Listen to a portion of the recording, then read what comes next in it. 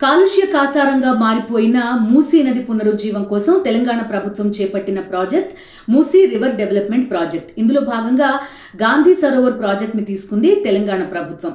ఈ ప్రాజెక్ట్ ఏంటంటే మూసీ ఈసా నదులు కలిసే చోట ప్రపంచంలోనే అతి పెద్దదైన గాంధీ విగ్రహం నిర్మించాలి అనేది ప్లాన్. ఇందుకోసం భూసేకరణకు కూడా రెడీ అవుతోంది.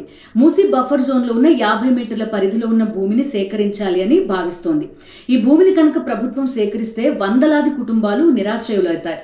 వీరంతా కూడా పేద మధ్యతరగతి వర్గాలకి చెందిన వాళ్లే.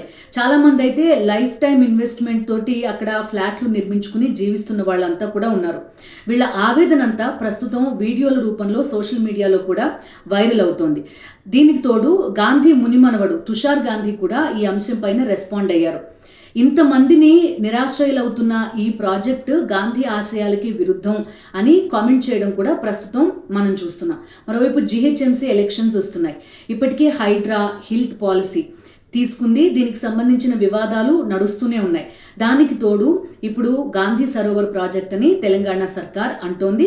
దానికి సంబంధించిన నిరసనలు కూడా చూస్తున్నాం.